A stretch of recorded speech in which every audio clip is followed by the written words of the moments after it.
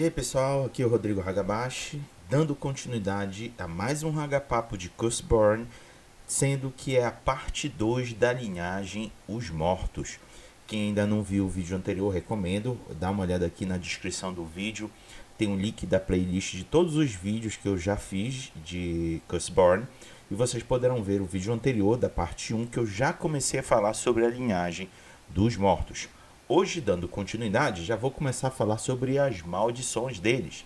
Então, vamos ao conteúdo que eu estou traduzindo e vou compartilhar com vocês. Mas já de antemão, eu só estou compartilhando partes importantes para vocês poderem conhecer por alto qual é a proposta do jogo e, no caso aqui, da linhagem dos mortos. Vamos lá. Está aqui o conteúdo e, como de praxe, eu sempre digo abre aspas e fecha aspas quando eu estiver lendo o conteúdo, e todo o restante é comentários meus sobre o conteúdo que eu vou compartilhar com vocês. E dando continuidade aos mortos, vou começar a falar e comentar para vocês sobre a maldição deles. Abre aspas. Eu sei que eu falei pouco sobre a maldição, mas você provavelmente precisa de mais contexto sobre o que realmente é e como vai afetar você daqui em diante. Você está morto de todas as formas que importa para o mundo em volta de você. A sua família sabe que você morreu. O seu trabalho provavelmente enviou para eles um arranjo de flores trivial e algumas condolências tristes. Há provavelmente uma foto impressa sua no seu melhor dia, com uma pequena sinopse sobre os seus sobreviventes e tudo mais. Você pode até ter sido enterrado e tido de escavar o seu caminho para fora de um túmulo encharcado. Você não existe mais para eles e você não pode ir para casa. Fecha aspas. Sabe uma coisa aqui que me deixou um pouco curioso? Fica aqui entendido que a sua vida passada teve um fim. Você de fato morreu. Isso já está dito em parágrafos anteriores. Mas não vi aqui brecha para você disfarçar que morreu. Não deixa aqui espaço, pelo menos pelo que está escrito aqui no texto, que você pode ter morrido, mas ninguém ter sabido que você morreu. Mas como aqui está dizendo que todo mundo sabe que você morreu e você vai ter que ter uma outra vida, uma outra máscara, por assim dizer, uma outra identidade, aí vira um fator meio que complicante para os mortos. Porque se para a sociedade da sua vida passada você morreu, como existir e habitar em outro lugar correndo o risco de ser descoberto? É difícil, porque eventualmente isso vai ser um problema, porque tanto para os famintos, que podem envolver vampiros, quanto para os mortos, eles vão viver para a eternidade. Então, em um dado momento, as pessoas vão notar que você não está envelhecendo. E aí é um complicador. Mas eu não imaginava que precisa haver no contexto do personagem morto que as pessoas sabem que ele morreu e que ele precisou abandonar essa vida passada. Tá aí, ficou curioso, mas eu queria ver um pouco mais de descrição se há a possibilidade de você disfarçar que morreu, ninguém descobrir que morreu, mas ainda assim vivendo uma vida passada, mesmo que por um tempo determinado, já que as pessoas vão notar que você não está envelhecendo, isso vai se tornar um complicador. Mas vamos ao próximo parágrafo, abre aspas. Essa é a minha primeira parte. Você praticamente tem de recomeçar do zero. É uma bênção para alguns. Não é tão ruim hoje em dia como já foi antes. Nós mortos ficamos juntos e nós vamos deixar você arrumado, agora que nós encontramos você. Logo, isso não é a nossa maldição. É apenas o começo. Fecha aspas. Bom, é bem explicado ao longo dos textos dos mortos que a família, seja ela qual for que o personagem ingressar dentro da linhagem dos mortos, ela acolhe os seus integrantes e fornece todos os benefícios que o morto poderia ter dentro de uma família. Contudo, mais para frente vocês vão ver que também tem os reveses de estar dentro de uma família de mortos. Mas já fica claro que, como o morto deixou para trás a sua vida passada, ele vai ter que começar do zero. Mas ele não vai começar totalmente do zero, porque a família irá acolhê-lo. Vamos ao próximo parágrafo. Abre aspas. A nossa maldição é a que você está morto e você tem vontade. Aqui está você, assombrando o seu corpo. Em efeito, você é um ser incorpóreo com um traje de carne mecanizado. Isso funciona como uma faca de dois gumes. Você pode rodopiar e assustar pelo seu caminho através do mundo como um fantasma faria, mas você não consegue interagir com as pessoas ou coisas dessa forma sem usar magia. Você pode caminhar por aí como uma pessoa normal, mas o seu corpo não se cura naturalmente por conta própria. E se você não tomar cuidado, ele poderá se deteriorar em você. Você não morrerá por causa disso, mas é uma puta inconveniência. Fecha aspas. Bom, tá aqui dito, já confirmando coisa que a gente já leu anteriormente. Os mortos são fantasmas que habitam um corpo, seja ele original ou uma substituição, um corpo substituto no futuro. Você pode rodar por aí, tão somente na forma incorpórea, ou pode estar entre outras pessoas utilizando o seu corpo. Contudo, quando você está na forma incorpórea, você precisa de magia para ter interação física com as coisas ou pessoas, ou na forma ocupando um corpo, o seu corpo não cura. Então tem aí duas desvantagens. E como ele disse aqui, é uma faca de dois gumes. Enquanto que na forma incorpórea tem suas vantagens de você transitar sem ser visto, mas você também não pode tocar. E no caso de quando estiver habitando o corpo, tem a vantagem de viver pela eternidade, mas esse corpo não se regenera naturalmente. Ou seja, duas situações existentes dos mortos, que é uma faca de dois gumes, que é isso que o parágrafo diz aqui pra gente. Vamos ao próximo. Abre aspas. Por falar nisso, você pode estar confuso sobre se você pode morrer. Você está morto, certo? E você vai persistir em um corpo ou não. Você tem duas opções horrendas para sair da vida eterna. A primeira é ficar incorpóreo por tanto tempo que as suas vontades assumam o controle. Nesse caso, você é um desses outros fantasmas lá fora. Pior até do que isso, porque não há colocar você para descansar. A segunda opção é deixar de existir. Isso não é falecer, ou seja, o que for os fantasmas fazem sempre que você resolve os últimos desejos deles. Seja pego no seu corpo quando ele for destruído ou encontre para si um desafio e você irá apenas parar de existir. Então tá aí que pode acontecer. Existe sim um fim para o personagem dos mortos e isso envolve ele permanecer tempo demais fora de um corpo, ocupando um corpo, que é meio que começa um relógio, uma contagem regressiva. Se você não retornar para esse corpo, você perde essa espécie de âncora e aí tende a desaparecer. E aí ou se entrega às vontades de forma, vamos dizer assim, bestial. Sendo, como eles costumam dizer, que os fantasmas, que não são os mortos, são criaturas movidas por vontades. Elas não conseguem raciocinar e não conseguem racionalizar. Então a diferença dos fantasmas para os mortos é isso, que como eles habitam corpos e conseguem obter sensações através desses corpos, eles conseguem manter o controle de suas sensações, de suas vontades e racionalizar o mundo à sua volta.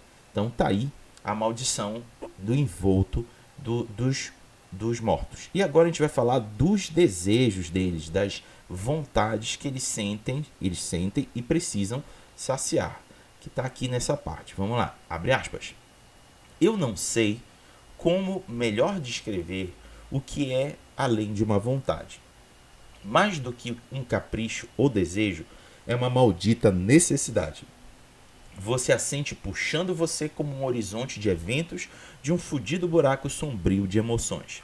Alguns acham que é melhor nós perdermos tudo que está conectado a nós com esse mundo. Mas eu estou certo de que faça parte de nossa maldição e de propósito. A vontade está sempre com você. Não importa por quanto tempo atrás você a satisfez. Ela sussurra como uma voz eterna dizendo: você não merece relaxar. Você ainda tem isso a fazer. Às vezes, ela se manifesta com uma missão com um objetivo claro. Outras vezes, é justo essa sensação perturbante. Fecha aspas. Aqui, já falando já das vontades, tem que colocar aqui, trocar desejo por vontades, porque no começo eu estava traduzido como desejo, mas o correto, melhor aqui, eu vi que a palavra em inglês ficaria melhor como vontade. Mas continuando, as vontades os personagens precisam saciar. E é algo que vem consumindo a mente deles se eles não fizerem. Por isso que diz que por isso que eles fazem a comparação com alguém buscando um barato através do consumo de algo químico que possa produzir uma entorpecência. O uso ele precisa ser feito regularmente para poder continuar mantendo aquele barato que eles buscam, que no caso aqui são as emoções. Eles precisam regularmente estar reabastecendo esse barato das emoções. Vamos para o próximo parágrafo. Abre aspas. Claro, todos têm a sua emoção favorita, mas é como você evoca essa emoção que importa. A sua vontade força você a agir, assim como sentir. Quando você assusta alguém, o protege, o culpa, o trai e até o mata, você cede à sua vontade. Ela toma conta de você como uma onda de luz quente e um abraço suave. Quando passa, você sente falta profundamente e nada mais quer do que tê-la de volta. Não se preocupe com um pouco de vício, você descobrirá como mantê-la. Fecha aspas. Bom, mas aqui mais uma vez, comentando e comparando a saciar as vontades com uma forma de saciar um desejo por alguma coisa química que produz um efeito no corpo. E aqui no caso é as vontades, seja protegendo, culpando, assustando, traindo ou maltratando alguém. Essas ações geram emoções que são os baratos que os mortos buscam. Próximo parágrafo. Abre aspas. Se você não conseguir, você sofra. O desejo ardente transforma em compulsão. A compulsão se transforma em inabilidade frívola para fazer qualquer outra coisa. No meu primeiro mês como morto, eu não consegui assimilar um desejo de aterrorizar os outros. Eu me escondi em uma casa abandonada por um tempo. Essa vontade finalmente me superou e eu perdi a cabeça. Eu desejo que eu pudesse dizer que eu apaguei e não me lembro. Se ao menos as maldições fossem tão flexíveis, se ao menos elas fossem tão flexíveis. Ponto. Eu assustei uma mulher até a morte. Eu ouvi falar que se você não satisfazer uma vontade por tempo demais, não há volta. Você apenas se transforma em uma encarnação dessa vontade, o que se torna o problema fudido de todos. Fechados. Olha só que interessante. Aqui fica claro que se você passar muito tempo sem saciar a sua vontade, você pode entrar numa espécie de frenesi, que é um frenesi voltado e direcionado para saciar essa vontade por quaisquer meios que estiverem ao alcance do personagem. No caso aqui, descrito nessa descrição, a vontade que ele tinha era de assustar alguém. Só que como ele já havia perdido o controle, ele assustou até levar alguém à morte. Ou seja, a consequência foi matar uma pessoa. E aí deverão haver penalidades aos personagens que chegarem a esse ponto. Então, esse é o mal e a maldição propriamente dita dos mortos terem que lidar com essas eternas vontades que precisam de tempos em tempos serem saciadas. Mais à frente aqui do conteúdo do manuscrito, ele já começa a falar sobre questões mecânicas de ser um personagem dos mortos. Fala de como ser um fantasma, como um morto-vivo, a trilha de linhagem de estatísticas para compor um personagem dos mortos, fala da maldição, mas eu vou parar aqui com uma última parte desse vídeo, os tormentos. Vou compartilhar aqui com vocês. Abre aspas. As maldições conduzem todos os amaldiçoados a agir de forma que fazem deles monstruosos. Escolha um dos seguintes tormentos que afeta o seu personagem. A qualquer momento que o seu personagem sucumbir a um tormento, ganhe um momento. Por mais que isso aqui seja uma parte mecânica, achei interessante compartilhar aqui com vocês que tem dois tipos de tormento, que aí fica a escolha da pessoa jogadora escolher qual adotar para o seu personagem. O primeiro é um anseio corpóreo, que diz: a morte trouxe a nova vida, e com ela um desejo para se ter novas experiências. Um personagem com esse tormento não fica satisfeito com apenas habitar o corpo antigo dele, e ansia vivenciar novas formas corpóreas, não importa quais elas sejam. Quando este tormento se aciona, o personagem fica sobrecarregado com desejo de possuir alguém ou algo, mesmo se for terrivelmente inconveniente. Olha só que interessante. E o segundo tormento é desejo pela vida. Vamos lá. Estar morto desconecta um personagem dos vivos. Eles esquecem de você e eles seguem em frente com as vidas deles. Um personagem com estas tensões de tormento contra o terror a ser abandonado. Quando ele sucumbe, ele deve se fazer tão memorável quanto possível para aqueles que ele se importa, de deixar notas de amor denominador em lugares incomuns, atividades poltergeists plena. Então tá aí, tem dois tipos de tormento que podem ser adotados, o que é o anseio para satisfazer as vontades e o hoje que é se fazer existente e presente em vida. São dois tormentos interessantes que podem ser utilizados como mecânica de complicações em jogo. Então é isso, galera. Esse vai ser o conteúdo para esse vídeo, para essa segunda parte. Na terceira parte dos mortos, eu pretendo falar sobre pelo menos uma ou duas famílias dos mortos. Lembra que eu disse para vocês que tem um conjunto de famílias dos mortos? Vou até mostrar aqui para vocês rapidinho, que aqui na frente fala da relação mais rápida delas, que tem os sombras, os guardiões, as fúrias, os poltergeists, o Maven e os Zed. São 1, 2, 3, 4, 5, 6 tipos de famílias que podem ser adotadas da família de mortos. Olha só que interessante. 6. Enquanto que nós temos 5 famílias para montar 5 tipos de personagens, 5 linhagens para montar 5 tipos de personagens para cada linhagem. Você, dentro de cada linhagem, vai ter vários tipos de famílias. E aqui no dos mortos, 6 serão apresentados para eles. E no próximo vídeo pretendo trazer pelo menos um, talvez 2, se não ficar muito extenso. Então, já adiantando para vocês, a primeira família que eu irei apresentar serão as fúrias. E talvez eu fale deixa eu ver quem seria, das Mavens. Fica aí de indicação para o próximo vídeo. Espero que...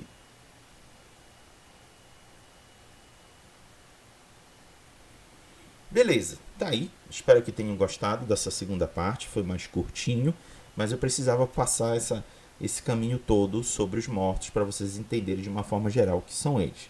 Próximos vídeos, vou falar agora sobre as famílias dos mortos. Espero que tenham gostado e próximo vídeo estarei por aqui. Falou!